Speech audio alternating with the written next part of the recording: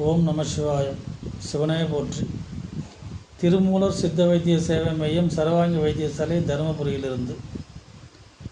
ஒரு தம்பி HLA-B27 ஆகிய தண்டுவட வைகிரதவாதத்தினை பற்றி கூறுங்களையா என்று சொல்லி கேட்டதற்காக வேண்டி இந்த பதிவினை போடுகிறேன்.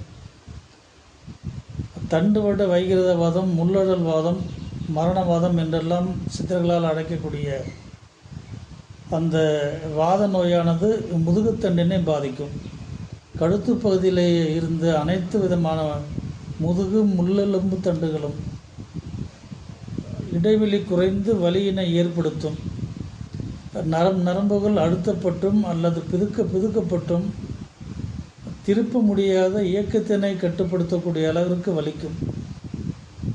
இது சாதாரணமான மூலிகை மருந்துகளை கொடுக்கின்ற போது கேட்பதில்லை. இதற்கு பாசான தைலத்தினை மேற்பூச்சாக பூசி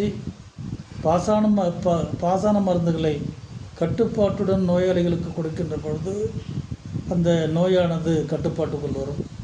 இது தீர்க்க முடியாத நோய் என்பதெல்லாம் அல்ல. கட்டுப்பாடும் மிகுந்த பத்தியமும் சிறந்த பயிற்சி முறையும் கொடுக்கின்ற போது 90% HLA-B27 நோயாளிகள் இயல்பான தன்மைக்கு திரும்பிவிடலாம் என்பது உண்மை. பயப்பட வேண்டாம். சிவனே போற்றி.